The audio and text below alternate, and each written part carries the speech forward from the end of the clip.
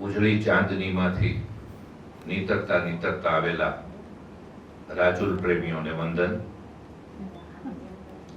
આજનો આ કાર્યક્રમ જેમાં આપણે એકોક્તિ માણવી છે, વક્તાઓને માણવા છે અને વિજેતાઓને રાજુલ મહિલા સન્માન એવોર્ડથી નવાજવા છે.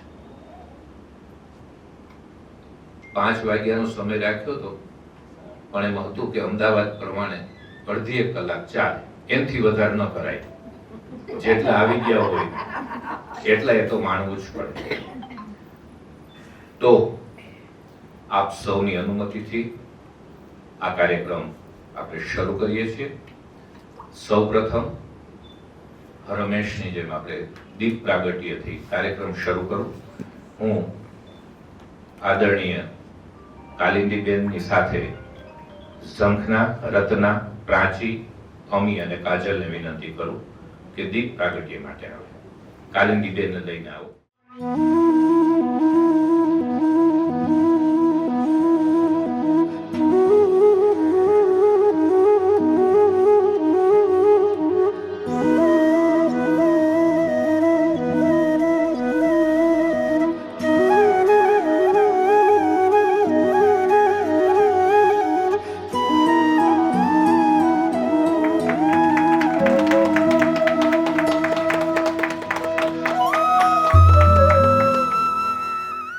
છેલ્લા 3 વર્ષથી આ પ્રવૃત્તિ આ 4થું વર્ષ છે અને રાજુલને ગયાના 5મું વર્ષ છે. આપણે કાર્યક્રમ દરમિયાન અત્યાર સુધી જે કાર્યક્રમ થયા એ આ 2 સ્ક્રીન ઉપર એની ક્લિપ જોશું અને સાથે સાથે વાતો કરતા કરતા આપણે કાર્યક્રમ જોશું. શબ્દની અંદર મને એક મિત્રે બહુ સરસ કીધું હતું કે જન્મનો જ છે એ જન્મનો છે, પાછળ મ આવે છે મૃત્યુનો છે. તો પછી મેં કીધું અડધો ન છે એનું શું? તો કે અડધો ન છે. મેં ના, એક અડધો હોય છે, એ આપણને દેખાતો નથી. એટલે જન્મ અને મરણ વચ્ચે ના અને હાથ છે. આ જિંદગી છે. બહાર જવું છે તો કે ના, ખાવું છે તો કે હા, આ પહેરવું ગમશે ના. એટલે ના અને હા વચ્ચેની આ જિંદગી, એનું નામ જન્મથી મૃત્યુ સુધીની આ યાત્રા.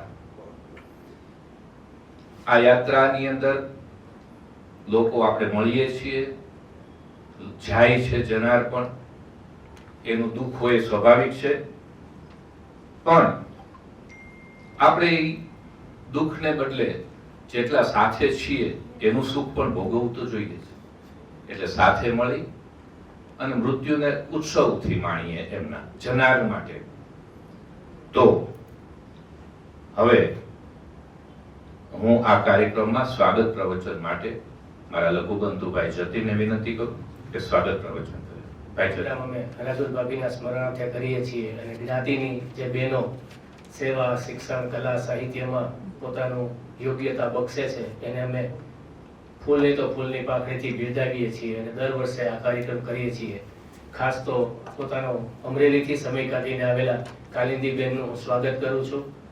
સાથે આપ સૌ જ્ઞાતિજનો કે જે દર વર્ષે અમને મળી, અમારી સાથે રહી, હાજરી આપી અને અમારી જે પ્રેરણામાં તમે ઉત્સાહમાં જે વધારો કરો છો એ અમને દર વર્ષે પ્રેરણા આપી અને વધુને વધુ આ કાર્યક્રમ કેમ સારી રીતે કરી શકીએ એની અમને દર વર્ષે પ્રેરણા મળે છે. તો હું પૂરા અમૂલક ભટ્ટ અને દિલીપ પાઠક પરિવાર તરફથી આપ સૌને પૂરા હૃદયથી આવકારું છું. Thank you. જે સૌપ્રથમ અમે કાર્યક્રમ કરેલો એ કાર્યક્રમ 2023માં કરેલો અને એમાં અમે કવયત્રી સંમેલન કરેલું. ઉપક્રમ એવો રાખ્યો છે કે મહિલાઓ જ વક્તા હોય, મહિલાઓ જ અહીંયા રજૂ કરે, કા કવિતા કરે, ગદ્ય, પદ્ય, નાટ્ય જે કંઈ કરે માત્ર મહિલા કરે. આવા ઉપક્રમથી ત્યારે અમે કાર્યક્રમ કરેલા બધા.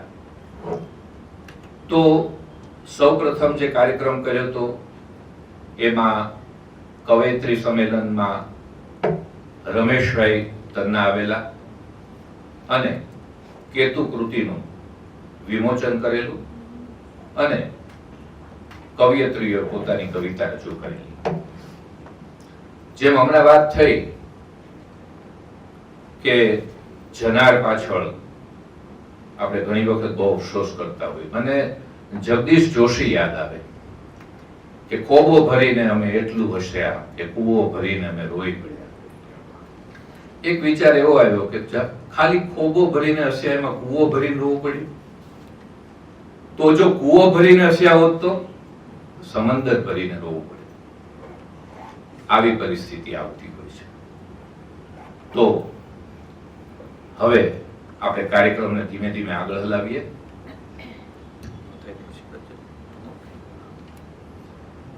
આજે એકોક્તિ માટે બે બહેનો અહીંયા હાજર છે.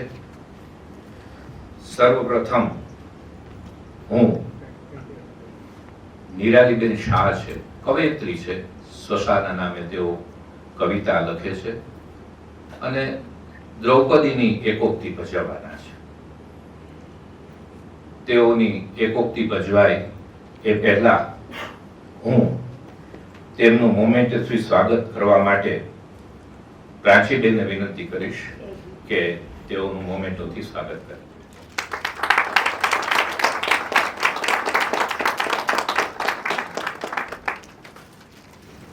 નિરાલીબેનને વિનંતી કરું કે એકોક્તિ રજૂ કરે. મૂર્ખ દુર્યોધન, અરે ઓ દુષ્ટ દુશાસન, હું યજ્ઞની અગ્નિમાંથી જન્મેલી યાજ્ઞસેની છું, યાજ્ઞસેની. અને અગ્નિને બાંધી ના શકાય એ મને સ્વીકાર્ય જ નથી. હું કોઈ દાસી નથી, તમારી ચોખટ પર પડેલી કોઈ વસ્તુ નથી કે જેને મન ફાવે ત્યારે ગમે ત્યાં ફેંકી શકો. મહારાજ, હું કુરુ વંશની કુળ વધુ છું, કુરુ રાષ્ટ્રની પ્રતિભા છું, તમારા અનુજની પુત્ર વધુ છું. હસ્તિનાપુરની લક્ષ્મી બનીને મેં આ નગરમાં પ્રવેશ કરેલો છે અને મને આજે આ પ્રકારે સભામાં લાવી રહ્યા છે. શા માટે મહારાજ? શું કુરુ વંશના આ જ રીતિ રિવાજ છે? પિતામહ, તમે તો હસ્તિનાપુરના રક્ષક છો, માં ગંગાના પુત્ર છો અને માં ગંગા તે તો પતિતને પણ પાવન કરનારી છે. તો પછી તમારી નજરની સામે આ પાપને થતા તમે કેવી રીતે જોઈ શકો છો પિતામહ? બોલો, જવાબ આપો મને. શું અસ્ત્ર શસ્ત્રનું જ્ઞાન આપવાની સાથે લાજ શરમ અને મર્યાદાની શિક્ષા આપવાનું તમે ભૂલી ગયા હતા? હસ્તિનાપુરના સન્માનનો અંત થતા તમે કેવી રીતે જોઈ શકો છો પિતામહ? તમારા મનની આંખોથી જુઓ મહારાજ, તમારા પુત્રો કેવી રીતે મર્યાદાનો ભંગ કરી રહ્યા છે મહારાજ. તમે ચૂપ કેમ છો મહારાજ? અરે ઓ શૂરવીર પાંડવો, તમે બધા મને હારી ગયા? હા, તમારી પત્નીને હારી ગયા? શું તમે બધા ભૂલી ગયા કે હું તમારા 5 માંથી કોઈ એકની નહીં પરંતુ 5એયની પત્ની છું, પાંચાલી છું હું. આર્યપુત્ર, તમારા પરિવારના સુખ ખાતર તમારા 5 ભાઈઓમાંથી કોઈ 4ને સંન્યાસ ના લેવો પડે તે ખાતર મેં મારું સમગ્ર જીવન તમારા બધા પર કુરબાન કરી દીધું. અને તેના બદલામાં મને આજે ઘોર અપમાન મળી રહ્યું છે. શા માટે? ગુરુ દ્રોણ, શું યુદ્ધ ભૂમિમાં પોતાના પ્રાણને દાવ પર લગાવવાની સાથે એક સ્ત્રીના માન સન્માનને પણ દાવ પર લગાવવાનું આપે શીખવાડ્યું છે? ગુરુ કૃપાચાર્ય, તમે તો નીતિના મહાન જ્ઞાતા છો. તો પછી આજે અચાનક આ સમયે તમારી નીતિનો અંત કેવી રીતે આવી ગયો? તમારા મનની આંખોથી જુઓ મહારાજ, તમે ચૂપ કેવી રીતે રહી શકો છો મહારાજ? હું દાસી કેવી રીતે બની ગઈ? હજી સુધી ધર્મરાજ યુધિષ્ઠિરે મારા આ પ્રશ્નનો જવાબ તો મને આપ્યો જ નથી. જ્યારે તેઓ ખુદ જ યુદ્ધમાં હારી ગયા હતા તો તેમને મને હારવાનો અધિકાર કોણે આપ્યો? કહેવાય છે કે કુરુ ધ્વજની નીચે ધર્મ શ્વાસ લે છે તો આજે હું એ ધ્વજને જ પૂછું છું કે શું આ ધર્મ છે કે જુગારમાં ખુદને હારી ગયેલો જુગારી પોતાની પત્નીને પણ હારી જાય? શું આ જ ધર્મ છે? અરે ઓ આર્યાવતના મહાન શૂરવીર પાંડવો, તમે બધા તમારી પત્નીને હારી ગયા? કોની આજ્ઞાથી, કોના અધિકારથી, કોની હિંમતથી? અરે શું તમે બધા જાણતા નથી કે હું તમારા પાંચેયની અર્ધાંગી છું? એ રીતે તમારા પાંચેયના અર્ધા અંગ ઉપર મારો અધિકાર છે. માન્યું કે તમે પાંચેય ભાઈઓ છો, પરંતુ એક પત્નીનો અધિકાર ભાઈઓના અધિકાર કરતા હંમેશા વિશેષ હોય છે. જ્યારે કોઈની મૃત્યુ થાય છે ત્યારે તેના પરિવારજનો દુખી થાય છે, પણ વિધવા તો માત્ર તેની પત્ની થાય છે. પત્ની એ માત્ર પરિવારજન નહીં, પણ પરિવારને આગળ વધારનારી જનની છે, જનની. અને તમે બધા મને, એક જનનીને હારી ગયા. શું મને દાવ પર લગાવતા પહેલા ધર્મરાજ યુધિષ્ઠિરે તમારા ચારેયની અનુમતિ લીધી હતી? શું તમે ચારેય અનુજોએ અનુમતિ આપી હતી? અગર નહીં, તો પછી મને કેવી રીતે દાવ પર લગાવવામાં આવી? હું દાસી કેવી રીતે બની ગઈ? શું ધર્મરાજના ધર્મના ભાલાની ધાર બુઢી થઈ ગઈ હતી? કે પછી મહાબલી ભીમની ગદા એટલી કદાવર થઈ ગઈ હતી, એટલી વજનદાર થઈ ગઈ હતી કે તેઓ ઉઠાવી જ ન શક્યા? શું મહાધનુર્ધારી અર્જુન પોતાનું ગાંડીલ ચલાવવાનું ભૂલી ગયા હતા? શું નકુલ સહદેવ પણ અસમર્થ હતા? તો પછી તમે અપમાન થવા કેમ દીધું? કેમ મૌન છે આ સભા? શું અહીં ઉપસ્થિત કોઈને પણ પોતાના ધર્મ પ્રત્યે સંદેહ નથી? અહીં ઉપસ્થિત સર્વેને પ્રશ્ન પૂછવાનો અધિકાર છે મને, પરંતુ આજે હું તમને બધાને માત્ર એક જ પ્રશ્ન પૂછવા માંગુ છું કે જે સ્ત્રીની સાથે અગ્નિની સાક્ષીએ તમે સપ્તપદીના ફેરા ફર્યા છો, તે સ્ત્રીને શું કોઈ વસ્તુ માની લીધી છે તમે? શું સ્ત્રી એ કોઈ વસ્તુ છે? જ્યારે મન થાય ત્યારે દાવ પર લગાવાય અને જીતી લેવાય. શું સ્ત્રીનું માન સન્માન એ કોઈ રમકડું છે? જ્યારે મન થાય ત્યારે શણગારો અને મન થાય ત્યારે પગ નીચે કચડી નાખો. શું સ્ત્રીનું મન એ પુરુષોની ઈચ્છા પ્રમાણે ચાલતું દાસ છે? શું સ્વયંને સર્વશ્રેષ્ઠ સિદ્ધ કરવા માટે ધર્મ જ આજ્ઞા આપે છે પુરુષોને કોઈ સ્ત્રીનું અપમાન કરવાનો? કે પછી સ્ત્રીના અપમાનનું કારણ જ ધર્મ છે? રાજમાતા કુંતી, મહારાણી ગાંધારી, જો તમારે સુરક્ષિત રહેવું હોય તો હમણાં ને હમણાં જ આ સભાનો ત્યાગ કરીને જતા રહો. આજે આ આખી સભા ડૂબી જવાની છે. હજી પણ કહું છું, તમે હમણાં ને હમણાં જ આ સભાનો ત્યાગ કરીને જતા રહો. આજે આખી સભા ડૂબી જશે. હવે હું તમારી પુત્રવધુ નથી, તમારા પુત્રોની પત્ની નથી. હવે હું નામ વગરની, પતિ વગરની, વંશ વગરની છું. હવે હું મનુષ્ય નહીં પણ મૃત્યુ છું. અહીં ઉપસ્થિત સર્વે મનુષ્યની મૃત્યુ છું હું. યાદ રાખજો બધા ધર્મ જ્ઞાનીઓ કે દુર્યોધનને એના પાપોની સજા અવશ્ય મળશે. શ્રાપ છે મારો. પરંતુ તે પહેલા અહીં ઉપસ્થિત સર્વેને તેના મૌનની સજા મળશે. આ શ્રાપ છે, યાજ્ઞસેની દ્રૌપદીનો શ્રાપ. અરે તમે પાંચે જણાએ ભલે તમારું દાસપણું સ્વીકારી લીધું હોય, પણ યાજ્ઞસેની દ્રૌપદી તો હજી પણ ખુદને સ્વતંત્ર જ માને છે. અરે સંસારની કોઈ તાકાત મને બાંધી નહીં શકે. સંસારની કોઈ તાકાત મને દાસી નહીં બનાવી શકે. દુર્યોધન, હજી પણ કહું છું, હું યજ્ઞની અગ્નિમાંથી જન્મેલી છું અને અગ્નિને બાંધી ના શકાય.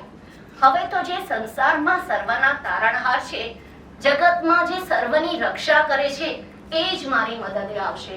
કૃષ્ણની મદદે સ્વયં શ્રી કૃષ્ણ આવશે.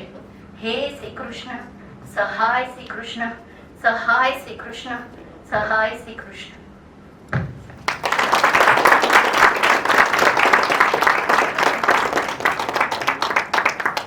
ખૂબ ખૂબ આભાર નિરાલીબેન તમારા નિરાલા અભિનય માટે. દ્રૌપદીને આમ સાક્ષાત સ્ટેજ ઉપર જીવંત કરી દીધી. બીજો કાર્યક્રમ અમે ભાવનગરમાં રાખેલો અને એ કાર્યક્રમ માં બે વક્તાઓને બોલાવેલા, દેવાંગીબેન ભટ્ટ અને એશા દાદાવાલા. દેવાંગીબેને જીવન અને સાહિત્ય ઉપર વાત કરેલી અને એશાબેને જનરેશન ગેપ ઉપર વાત કરેલી, અને એ કાર્યક્રમ ભાવનગરના રસિકોએ માણેલો. આ રીતે ધીરે ધીરે યાત્રા અમારી આગળ ગઈ અને રાજુલના નામનો પડઘો બધે પડતો ગયો. ગની દયવાલાનો જે પ્રખ્યાત શેર છે યાદ આવ્યો ગોપાલબેન કે જિંદગીનો એ જ સાચો સાચ પડઘો છે ગની, હોય ના વ્યક્તિ ને એનું નામ બોલાયા કરે. એમનું નામ બોલાયા કરે છે. આપ લોકો આવો છો અને અમને હૂંફ આપતા રહો છો. તો આ રીતે યાત્રા આજના કાર્યક્રમની ચાલે છે. તો આપણે બીજી એક ઉક્તિ માણવી છે. અહીંયા આરતીબેન મણિયાર કરીને એક નવસર્જન એકેડમી ચલાવે છે. બાળકોને અને મોટી ઉંમરના યુવાન યુવતીઓને પણ તેઓ તૈયાર કરે છે નાટકમાં. એમની નીચે તૈયાર થયેલા વીરાબેન મહેતા આપણને આજે એક ઉક્તિ અહીં પેશ કરવાના છે. એ અહીં આવે અને એકોક્તિ રજૂ કરી પહેલા હું કાજલબેન પંડ્યાને વિનંતી કરું કે તેઓનું મોમેન્ટોથી સ્વાગત કરે.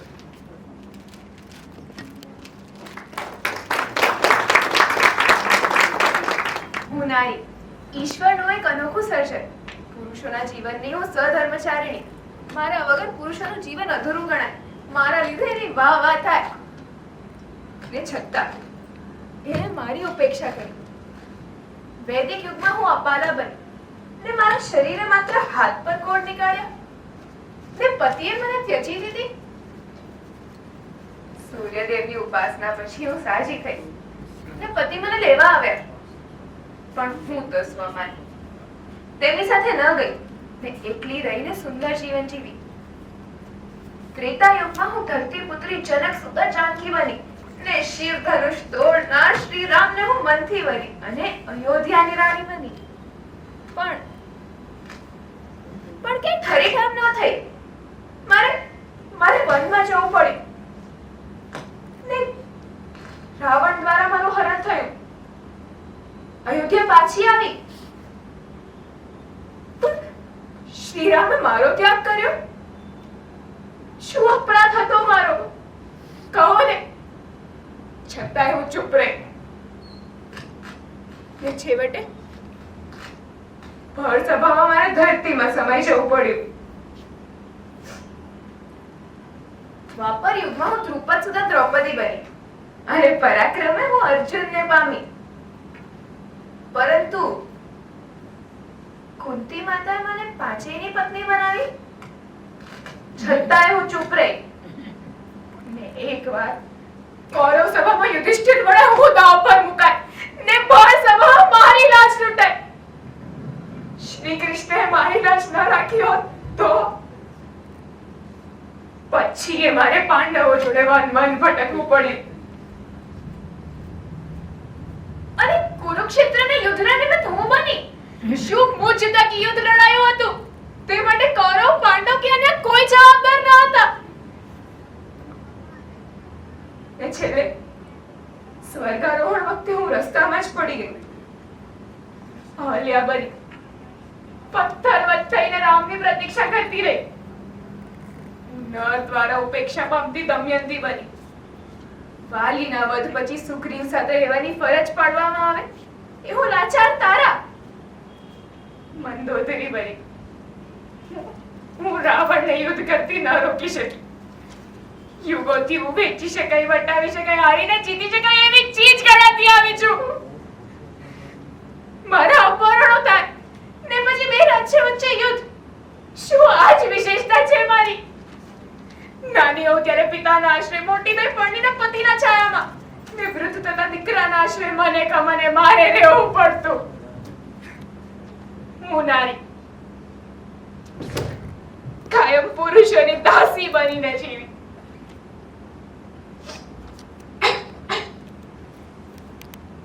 પણ ના, ના, હવે હવે યુગ પલટાયો છે. હવે હવે હું નારી અબળા નથી. હું પણ ભણી શકું છું. હું મારી રીતે નિર્ણય લઈ શકું છું. યાદ કરો, ઇન્દિરા ગાંધી જે એક સમયે આ દેશના વડાપ્રધાન હતા, રાષ્ટ્રપતિના ઉચ્ચ હોદ્દા પર હું અર્થાત એક નારી નામે પ્રતિભા પાટીલ થઈ બિરાજમાન થઈ હતી. હું કિરણ બેદી સન્માન પોલીસ અધિકારી બની શકી. હું એવરેસ્ટ સર કરી શકી. હું આશાપુ દેવી બની ને જ્ઞાનપીઠ એવોર્ડ વિજેતા નારી પણ હું બની. એટલે જ કહું છું કે હવે હું નારી અબળા નથી રહી. મને પણ ભણવાનો ને આગળ વધવાનો અધિકાર છે. યુગોથી અમને અબળા કહી ને અમારી પ્રગતિ રોકવામાં આવી છે. હું સાક્ષાત જગદંબાનો અવતાર લઈ નર દાનવ સમાન રાક્ષસોનો વિનાશ કરી શકું છું. હું મારો રસ્તો જાતે જ કંડારી શકું છું. બોર્ડના પરિણામોમાં 1 થી 10 નંબરમાં સ્થાન હું પણ ધરાવું છું. હોકી, વોલીબોલ, ક્રિકેટ જેવી રમતો રમી દેશને આગળ વધારી શકું છું. માતા, તમે તમારી દીકરીને પેટમાં શીદ હત્યા કેમ કરાવો છો? સાસુમાં, તમે શીદ એવા પાપમાં પડો છો. મારી ભ્રૂણ હત્યા બંધ કરો ને મને આ ધરતી પર અવતારવા દો. હું તમને ક્યાંય ભારે નહીં પડું. ફક્ત મને ભણાવો ને પછી જો હું મારો રસ્તો જાતે જ કોતરી લઈશ. હું તમને ક્યાંય ભારે નહીં પડું. હે માં, હું તને જશ મળે એવા કામ કરીશ. હું નારી કદી ના હારી, કદી ના હારી, કદી ના હારી.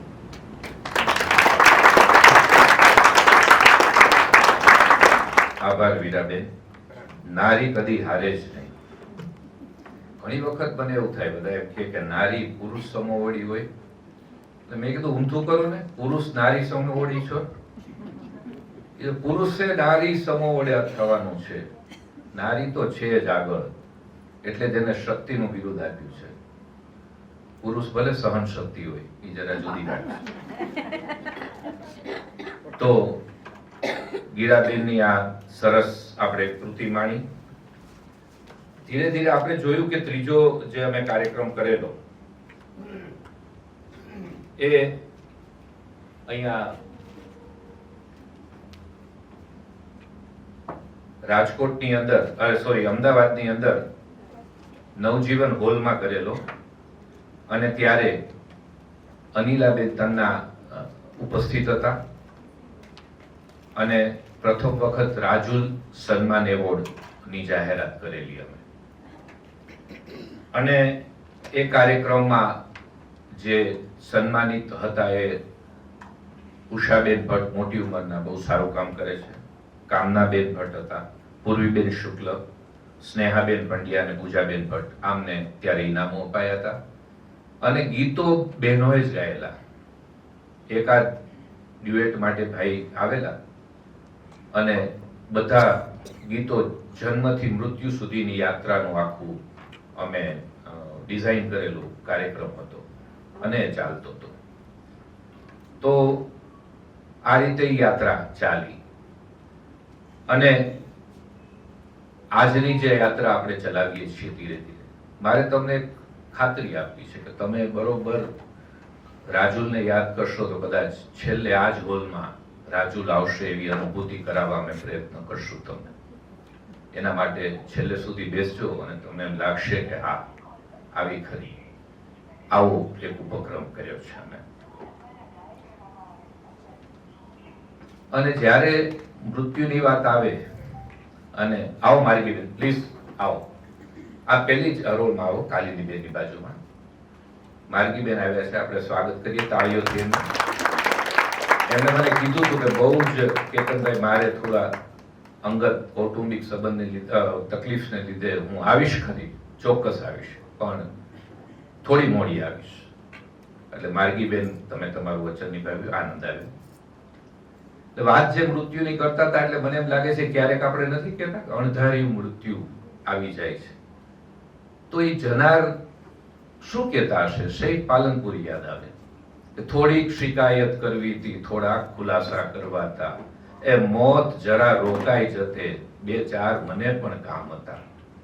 જનારને ઘણા કામ હોય છે, પણ એ કામ કઈ પૂરા કુદરત થવા દેતી નથી. અને એટલે જ આપણે પુનરપી જનનમ પુનરપી મરણમ પુનરપી જનની જઠરે શયનમ કર્મને આધીન આવવું પડે છે અહીંયા. તો આ 2 કૃતિ પછી હવે 2 વક્તાઓને સાંભળવા આપ લોકો ઉત્સુક છો. અને મને ખબર છે કે હું વક્તા નથી, હું માત્ર સંચાલક છું, એટલે વધારે સમય નથી લેતો. પણ મારે તમારી સાથે જે વાત કરીશ કાર્યક્રમની એટલા પૂરતો લઉં છું. આજના પ્રથમ વક્તા જે કાલિંદીબેન છે એ અમરેલીથી આવે છે અને એ વક્તાના વિશે પરિચય આપશે ભાઈ જતીનભાઈ ભટ્ટને વિનંતી કરું કે વક્તાનો પરિચય આપે. અમરેલી આમ તો કવિઓનું ને સાહિત્યનું જ ગામ છે. આપણે રપાને ઓળખીએ છીએ, અસર ચંદારાણાને ઓળખીએ છીએ, અને કવિઓ પારુલબેન ખખર પણ ત્યાંથી જ છે અને કાલિંદીબેન પણ ત્યાંથી જ છે. કાલિંદીબેન સાહિત્યના બહુ સારા કવિયત્રી છે. 30 થી વધુ એણે પુસ્તકો પ્રકાશિત કર્યા છે. આમ તો કહીએ તો સાયલેન્ટ ઝોનની અંદર કાલિંદીબેન પોતાનું કામ બહુ બખૂબીપૂર્વક નિભાવી રહ્યા છે. 5 એક નવલકથા છે, ગઝલ સંગ્રહ, અછાંદસ કાવ્ય સંગ્રહ, વાર્તા સંગ્રહ, અનુવાદ, સંશોધન. તમે જોજો કેટલી જગ્યાએ બેને પોતાનો હાથ અજમાવી અને એની કુશળતા એને પ્રાપ્ત કરેલી છે. અનુવાદ કર્યું છે, સંશોધન, સંપાદન, પ્રવાસ નિબંધ, બાળ સાહિત્ય, અંતરદાન નવલકથા ઈશ્વર પેટવીકર પ્રથમ પારિતોષિક, અપરાજિતા નવલકથાને સેરૈયાને પ્રિયકાંત મણિયાર પારિતોષિક, આવા જેબલિયા પારિતોષિક, આ તમામ પારિતોષિક તેઓને મળેલા છે.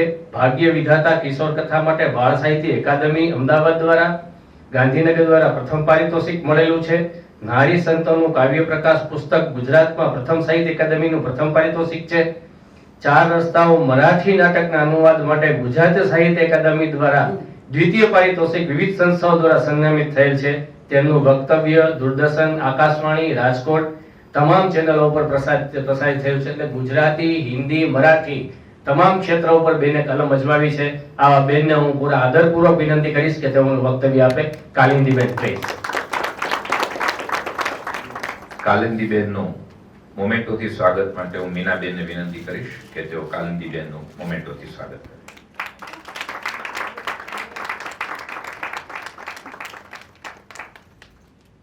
આદરણીય કેતનભાઈ, જતીનભાઈ, માર્ગીબેન અને આપ સૌપ્રથમ તો આપણા સૌના હૃદયસ્થ એવા રાજુલબેનની દિવ્ય ચેતનાને વંદન. અને મને આવા ઉમદા કાર્યક્રમમાં આમંત્રણ આપ્યું એ માટે ભટ્ટ પરિવારનો હૃદયપૂર્વક આભાર માનું છું. આજે આપણે જોઈએ છીએ કે સમાજમાં બધું જ છે આપણી પાસે, પણ એક વસ્તુ ધીરે ધીરે લોપ પામતી જાય છે અને એ છે સાહિત્ય, સંગીત, કલા.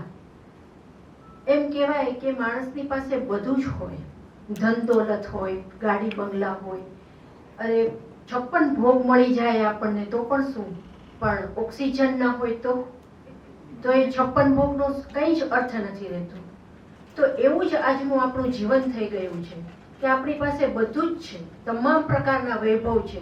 આજે આમ જુઓ તો ક્યાંય દરિદ્રતા પણ પેલા જેવી ક્યાંય છે નહીં, પણ છતાંય મનુષ્ય આજે દરિદ્ર થતો જાય છે અને એનું કારણ સાહિત્યથી એ વિમુખ થતો જાય છે. સાહિત્યએ આપણને શું નથી આપ્યું, એનું પ્રદાન શું નથી, પ્રદાન શું છે એ આપણે ભૂલી ગયા છીએ. છેક વૈદિક કાળથી લઈને અત્યાર સુધીના જો સાહિત્યની વાત કરીએ તો આપણે માટે આ એક સદી પણ ટૂંકી પડે, એટલું બધું એનું પ્રદાન છે. બેને હમણાં જે બંને બહેનોએ કૃતિ કરી રજૂ એકોકથી, એ પણ આપણા મહાભારત નામના એક મહાકાવ્યને આધાર રાખી અને રજૂ કરવામાં આવી હતી. માત્ર મહાભારત વિશે વાત કરીએ તો પણ આ સમય આપણને ટૂંકો પડે. આ માત્ર અત્યારની ગોષ્ઠી જ નહીં, પણ અત્યારનું આપણને જે જીવન મળ્યું છે, સાંપ્રત જીવન, એ પણ ટૂંકું પડે એટલું બધું મહાભારતે આપણને આપ્યું છે, રામાયણે આપણને આપ્યું છે. એક માનવતાનું મહાકાવ્ય છે, નીતિમત્તા અને સત્યનું એક આર્ષ કાવ્ય છે. આર્ષ કાવ્ય, આદિ કાવ્ય, ખરેખર જીવનમાં આદિ કાવ્ય શું છે? આર્ષ શું છે?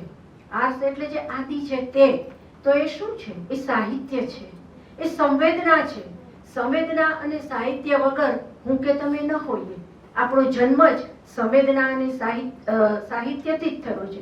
એક સ્ત્રી અને પુરુષ વચ્ચે જ્યારે સંવેદનની ક્ષણો આવે છે જીવનમાં, ત્યારે જ તો મનુષ્યનો જન્મ થાય છે. એ પછી જનીન શાસ્ત્રની રીતે હોય એ ગૌણ વાત છે, પણ મનુષ્ય એ સ્થૂળમાંથી જ્યારે સૂક્ષ્મ ભૂમિકામાં આવે છે, હમણાં ભાઈએ જે વાત કરી જન્મથી મૃત્યુ સુધીની વાત, તો આ જન્મથી મૃત્યુ સુધી આપણી એક અસ્તિત્વની નદી છે. આ અસ્તિત્વની નદીમાં સાહિત્ય એક નાવ છે કે એ નાવ દ્વારા આપણે આ જે અસ્તિત્વની નદી છે એને પેલા સામે કિનારે સરસ રીતે મંગલ રીતે એને સામે પાર પહોંચાડી શકીએ. મૃત્યુને માંગલ્યનું ટાણ્યો એટલે જ કહ્યું છે. જ્યારે મનુષ્ય જીવનમાં કશુંક આવું ઉદ્ધાર અને સત્વશીલ તત્વ પામે છે, ત્યારે એના જીવનમાં જે માંગલ્યનો ધ્વનિ પ્રગટે છે, એ ધ્વનિ એને પેલી સુરગંગાને પાર લઈ જાય છે. પછી મૃત્યુ એ મૃત્યુ નથી રહેતું, એ અમરત્વને પામે છે. ટાગોરે કહ્યું હતું ને, મૃત્યુ એટલે માતાના એક સ્તનમાંથી બીજા સ્તન ઉપર અથવા તો એક દ્વારમાંથી બીજા દ્વારમાં જવું, એવી આ ઘટના છે. તો સાહિત્ય આપણને આ શીખે છે, આ પ્રદાન આપે છે કે જીવન અને મૃત્યુ બંનેની તમે પાંખની સાથે રાખીને ઉડો. એ બંને અલગ નથી, બંને સાથે જ છે. જેવું જન્મ થાય છે એવું જ મૃત્યુની પણ શરૂઆત થતી હોય છે. આપણે એને બંને ખંડમાં વહેંચી નાખ્યા છે અને એને લીધે આપણે હર્ષ અને શોક કે પુનરપી જનનમ પુનરપી મરણમની જે આખી જે કન્સેપ્ટ છે, એનું જે મૂળ તત્વ છે એને પામી નથી શક્યા. એને કારણે આપણે શોકની જે ઘટમાળ છે એના વિંધી નથી શકતા, એ ચક્રની બહાર નથી નીકળી શકતા. ખરેખર મોક્ષ એટલે શું છે? મોક્ષ એટલે જન્મ ન પામવો કે મૃત્યુ ન થવું કે એ નથી. સાહિત્ય દ્વારા, સંગીત દ્વારા, કલા દ્વારા, નૃત્ય દ્વારા આપણી અંદર જે મુક્તિનો બોધ થાય છે એ સાચો મોક્ષ છે. મનુષ્યની અંદર જે એક ઘૂંટણ છે, એ ઘૂંટણને આ કલા દ્વારા બહાર કાઢવી, પોતાની અભિવ્યક્તિ કરવી, આ અભિવ્યક્તિમાં મુક્તિ સમાયેલી છે.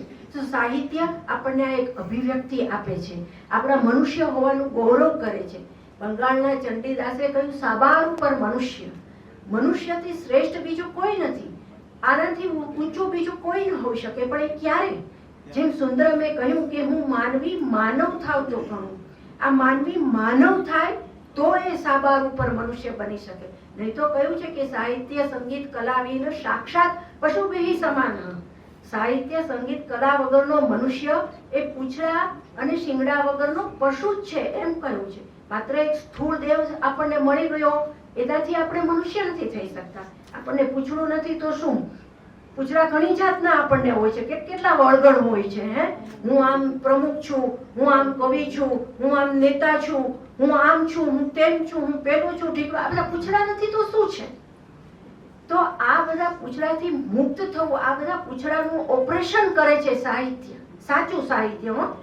સાહિત્યના પણ ઘણા બધા પ્રકારો છે, પણ કેવું સાહિત્ય? ગીતાંજલિ હોય, સોક્રેટિસનું હોય, દીપ નિર્વાણ હોય, ઝેર તો પીધા છે જાણી જાણી, એવા બધા જે છે. Old man and the sea, old man and the sea કેટલું આજે પણ એ કેટલું બધું પ્રસ્તુત છે. કેમ કે man can be destroy but not defeated. એમાં એ જોઈએ છે પેલો વૃદ્ધ છે સાન્ટિયાગો, એને એક માછલાની સાથે એનો જે સંઘર્ષ બતાવ્યો છે. આપ સૌએ તો સુજ્ઞજનો છો, સાહિત્ય રસિકો છો, વાંચી હશે. ન વાંચી હોય તો ખાસ વાંચો, અને વાંચવી તો ફરીને વાંચો. કેટલીક કૃતિઓ, કેટલીક નવલકથાઓ એવી હોય છે કે જેની પાસે વારંવાર જવું જોઈએ. આપણને ભાવતું ગુલાબજાંબુ હોય છે તો આપણે બીજી વાર લઈએ છીએ કે નહીં? તો ગુલાબજાંબુના અસંખ્ય ટૂંકા શબ્દ પડી જાય, એટલું બધું સુંદર આવી કૃતિઓ હોય છે, તો એની પાસે વારંવાર જવું જોઈએ. તો આ શાંતિયાઓગા છે, એનો જે સંઘર્ષ છે એ એમાં નિરૂપવામાં આવ્યો છે. ઘણું બધું સંઘર્ષ થાય છે, લોહીઝાણ થાય છે, અને અંતે એ પેલું માછલું પકડે તો છે, પણ પછી કેવું થાય છે કે શાર્ક નામનું મોટું માછલું આવે છે, એને કરકોલી જાય છે, ખાઈ જાય છે, અને પછી છેવટે પેલું હાડપિંજર આવે છે. એટલે એમ કહેવા માંગે ભલે હાડપિંજર આવી ગયું હાથમાં, પણ છેક જ્યાં સુધી હાડપિંજર આવ્યું ત્યાં સુધી એ લડાઈ કરતો રહ્યો. એટલે શું થયું? એનો અર્થ કે મનુષ્યનું જીવન ભલે ગમે એટલા સંઘર્ષોની થપાટોથી કરકોલાઈ જાય, વિંધાઈ જાય, ચામડી છોલાઈ જાય, લોહી નીંગળતી આખી સમગ્ર ચેતના પણ કેમ નથી થઈ જતી, છતાં પણ મનુષ્યએ હિંમત હારવાનું નથી.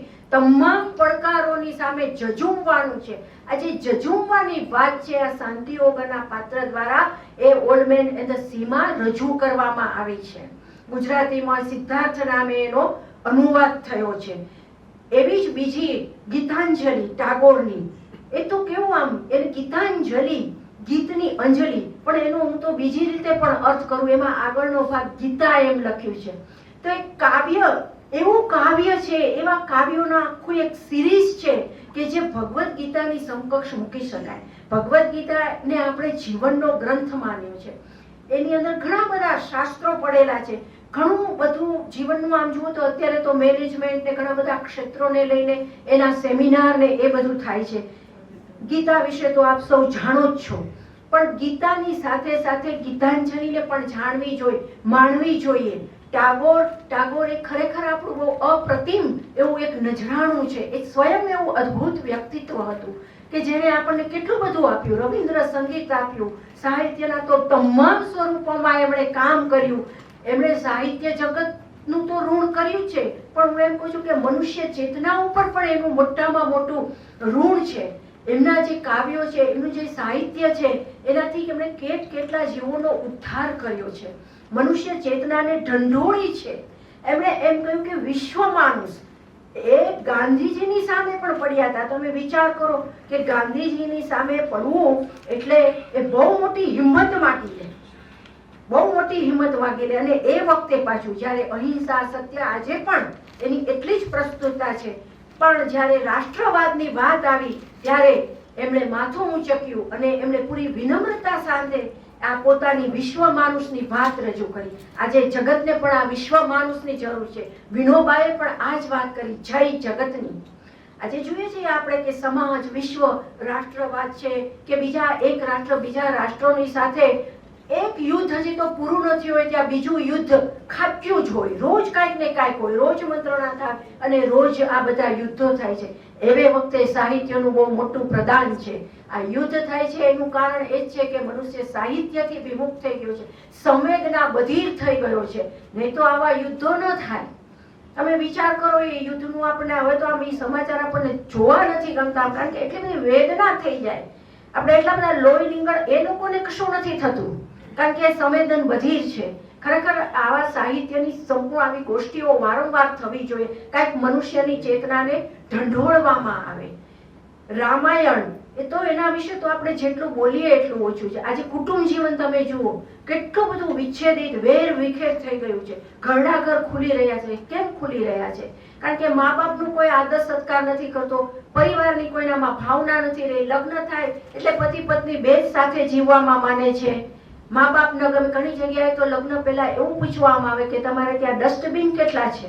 તમે વિચાર કરો ક્યાં ગયું આપણું જે કુટુંબ પ્રેમ હતું, માતા પિતા પ્રત્યેનું જે આદર ભાવ હતો, જે પિતાની આજ્ઞાનું પાલન કરવા માટે રઘુકુળ રીતિ સદા ચલી આવી, પ્રાણ જાય અરુ વચન ન જાય, એ પ્રતિજ્ઞા, એ ટેકની ખાતર જે આવતીકાલે સવારે રાજ્યાભિષેક થવાનો છે એના બદલે વનગમન કરે છે, વલ્કલ વસ્ત્રો પહેરી લે છે. આ જે આપણા સંસ્કાર હતા, આપણા જે મૂલ્યો હતા, એનું આજે ધોવાણ થઈ રહ્યું છે. ત્યારે રામાયણ આજે પણ એટલું જ પ્રસ્તુત છે. એ સામાન્ય કથા નથી. એટલે જ મેં પ્રારંભમાં કહ્યું કે આશ મહાકાવ્ય છે. એ આપણને આપણા આદિ તત્વ પાસે લઈ જાય છે, આપણા મૂળ સ્ત્રોત પાસે લઈ જાય છે. આપણો મૂળ સ્ત્રોત કયો છે? આપણા માતા પિતા, એ આપણો મૂળ સ્ત્રોત છે. માતા પિતા ન હોત તો આપણે અહીંયા ક્યાંય ન બેઠા હોત.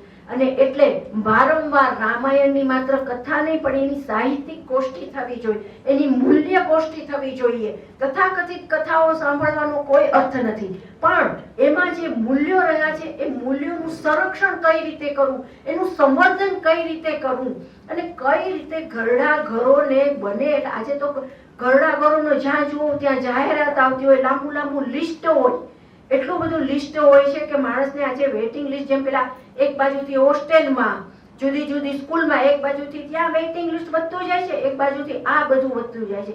એની પાછળનું કારણ પણ આપણે ગુરુકુળ પદ્ધતિ ભૂલી ગયા. ગુરુકુળમાં તમામ પ્રકારના શાસ્ત્રોનો અભ્યાસ કરાવવામાં આવતો અને એ શાસ્ત્રની અંદર અલંકાર શાસ્ત્ર ભણાવવામાં આવતું, વ્યાકરણ ભણાવવામાં આવતું, નિરુક્ત ભણાવવામાં આવતું, વૈદિક સાહિત્ય ભણાવવામાં આવતું, અર્થશાસ્ત્ર ભણાવવામાં આવતું, વિમાન કઈ રીતે બનાવવામાં આવતું, ટેકનોલોજી પણ ત્યારે હતું, ચિકિત્સા શું હતું, 64 કલાઓ ને 14 વિદ્યાઓ હતી. આટલું બધું પ્રધાન સાહિત્યનું આપણી પાસે, એને આપણે આજે ખોટા વ્યામોની અંદર, ખોટી લાલચની અંદર એને ગુમાવી રહ્યા છીએ. આ વેદના થાય છે આપણને.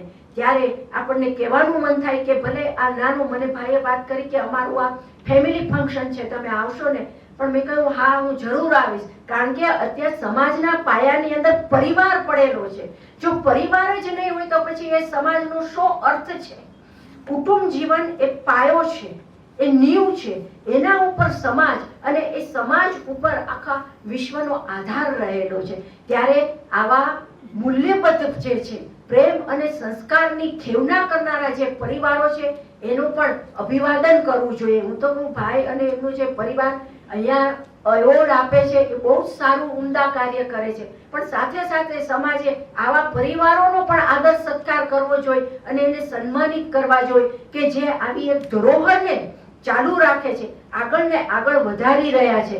સાહિત્ય, સંગીત અને કલાને ફરી પુનઃસ્થાપિત સમાજની અંદર કરી રહ્યા છે. સાહિત્યની સાથે સાથે આપણે કલા પણ જોઈએ તો કલાનું પણ જીવનમાં એટલું જ મહત્વ છે. સ્થાપત્ય કલા હોય, શિલ્પ કલા હોય, નૃત્ય પણ એક કલા છે, નાટક પણ એક કલા છે. નાટકમાં તો શું નથી, ભરત મુનિએ કહ્યું છે એમાં શિલ્પ છે, એમાં સાહિત્ય છે, એમાં કાવ્ય છે, એમાં નૃત્ય છે, એમાં સંગીત છે, બધું જ છે. શું નથી એમ કહીને એમ કહ્યું કે એમાં બધા જ છે, બધું જ છે. તો આવું એ નાટ્ય શાસ્ત્ર, એ સાહિત્ય વગર તો કાંઈ થાય નહીં. સાહિત્યમાં શબ્દ હોય અને શબ્દ પછી એને લીધે સંવાદ આવે, સંવાદને પછી નટ એને પોતાના એકોક્તિ હોય, ક્યાંક બીજા અરસપરસ આયરની વ્યક્ત થતી હોય, ક્યાંક અભિનય હોય, ક્યાંક મુખોટો ને માસ્ક ધારણ કરીને માઇમ પણ ઘણી જગ્યાએ થતા હોય, ક્યાંક ટ્રેજેડી હોય, ક્યાંક કોમિક હોય, ક્યાંક ટ્રેજિક કોમેડી હોય. તો આ બધા જે નાટ્યના વિવિધ સ્વરૂપો છે એ સ્વરૂપોને રજૂ કરવા પાછળ પણ સાહિત્ય તો જોવે જ છે, કારણ કે શબ્દ સહિતો કાવ્ય હોય. સંસ્કૃતમાં તો બધું જ કાવ્યમય છે, ચાહે નાટક હોય, ગદ્ય હોય, આખ્યાયિકા હોય, કથા હોય, બધાને સાહિત્ય જ કહેવામાં આવ્યું છે. અને સાહિત્ય એટલે શું? સહ અસ્તિત્વ, સમાજનું અને સાહિત્યનું અસ્તિત્વ સાથે હોય એને આપણે સાહિત્ય કહીએ. તો નાટકની અંદર શું આપણને જોવા મળે છે? સમાજનું પ્રતિબિંબ જોવા મળે છે. એટલે એ રીતે પણ નાટક એ સાહિત્યનું એક અવિભાજ્ય અને અભિન્ન અંગ થયું અને એ રીતે પણ આપણે સાહિત્યનું અહીં પ્રદાન યોજી શકીએ અને રજૂ પણ કરી શકીએ. હવે તમે જુઓ, અહીં જે રસની વાત કરવામાં આવી છે નાટકની અંદર, ભોજનની અંદર તો ષડરસ છે, તિક્ત છે, અમ્લ છે, મિષ્ટ છે, એમાં પણ નાટકની અંદર 9 રસ પડેલા છે. શૃંગાર છે, કરુણ છે, ક્રોધ છે, ભયાનક છે, બીભત્સ છે, જુગુપ્સા છે, એમ 9 રસ છે. ભરત મુનિએ એને 8 રસ કહ્યા છે, પણ પાછળથી પછી શાંત રસ, એકો રસ, મહારસ, શાંત રસ એમ કરીને 9મો રસ, અને પછી તો ભક્તિ નામ અને વાત્સલ્ય નામના 10 અને 11 રસો પણ. તો પછી રસની સંખ્યાઓ જેટલી વધારવી હોય એટલી વધારી શકાય, પણ મુખ્ય જે મહત્વની વસ્તુ છે આ રસ છે.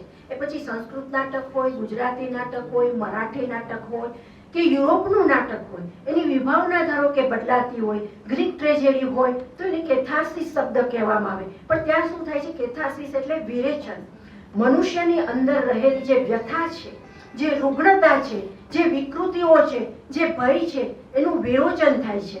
અને એ વિરેચન થઈ અને પછી જે ભીતિ છે એનું કરુણામાં રૂપાંતરણ થાય છે. તો નાટકમાં આ જ, કોઈ પણ નાટક લો એમાં આ જ થાય છે. ભીતિ છે મનુષ્યને. શેની ભીતિ છે?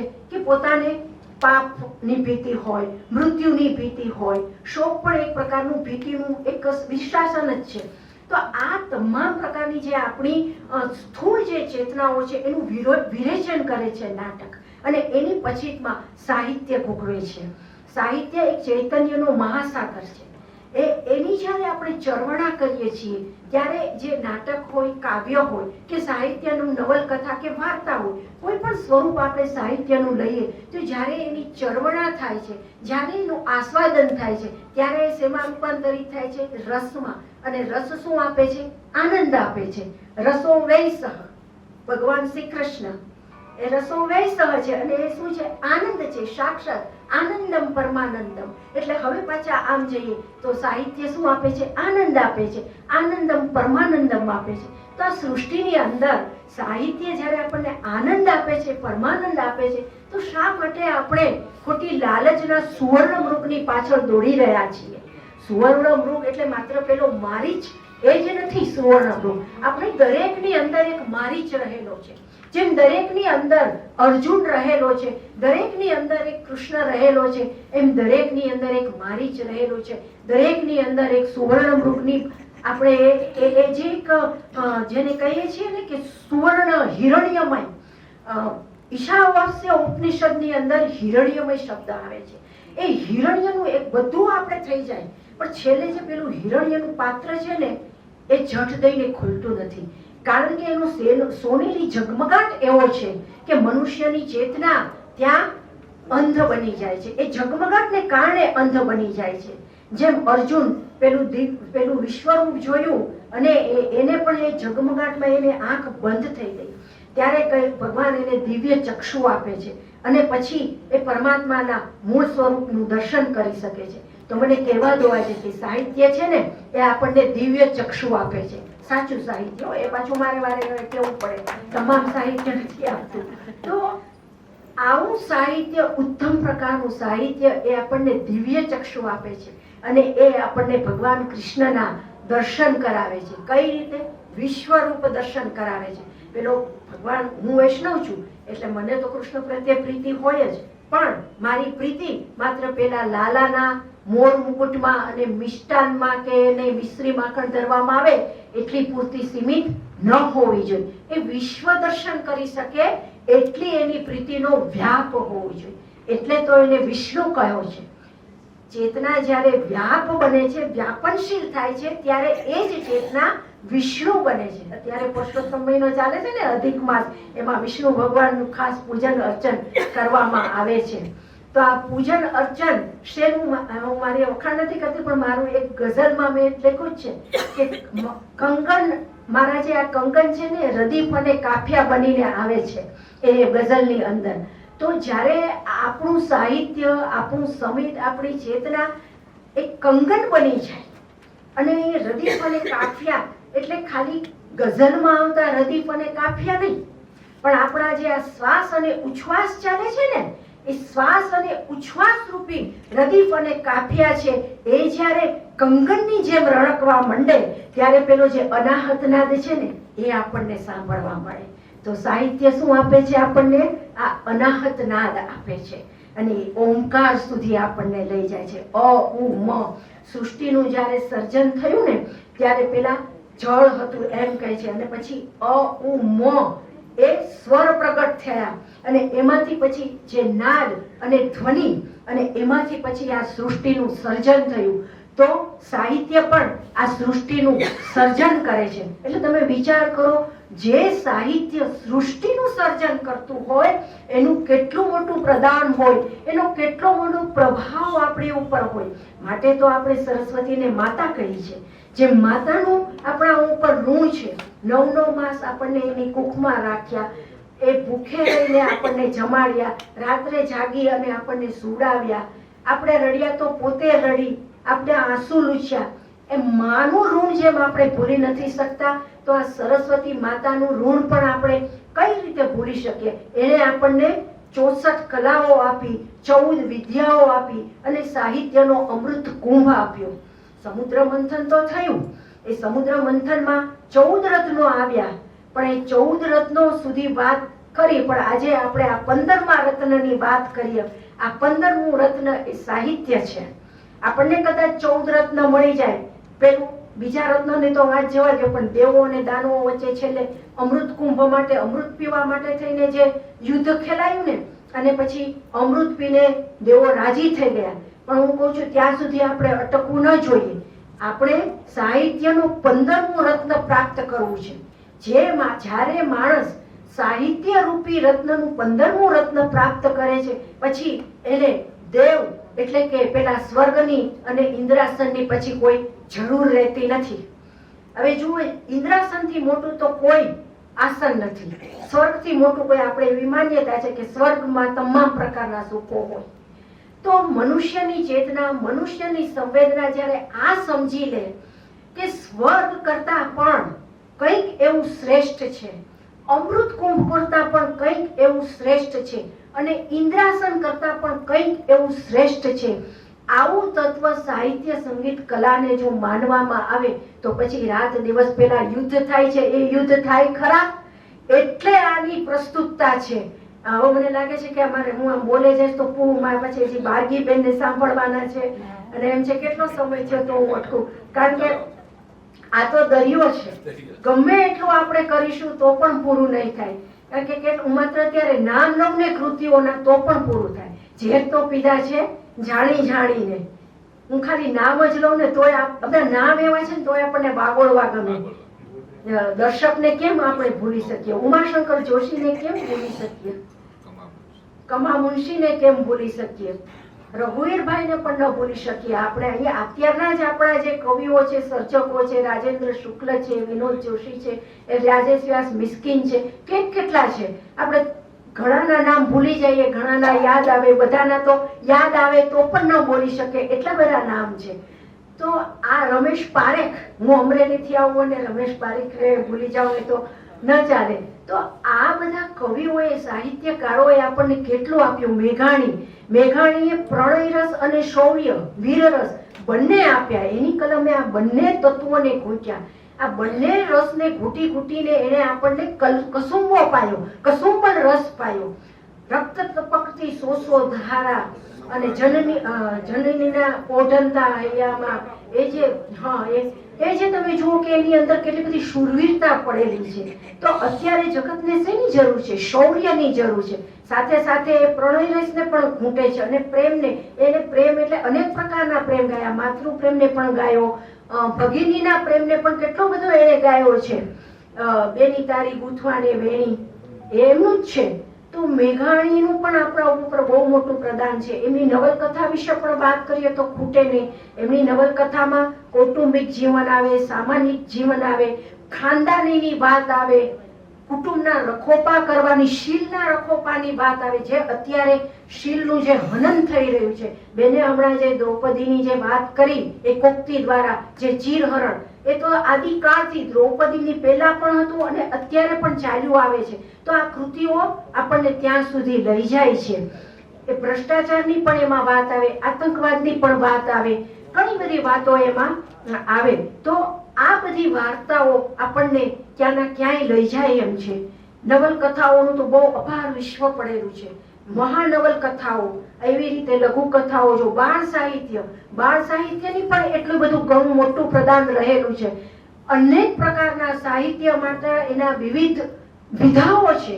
એ વિધાઓનું માત્ર આકલન કરીએ, આચમન કરીએ તો પણ આપણું આ જીવન આપણને ટૂંકું પડે. તો તમે વિચાર કરો કે સાહિત્યના જે મહાસાગર અર્ણવ જે ભૂગવી રહ્યો છે, એમાં જો આપણે ઝંપલાવીએ તો આપણને પછી યુદ્ધ જેવી ક્ષુદ્ર બાબતમાં રસ ન રહે.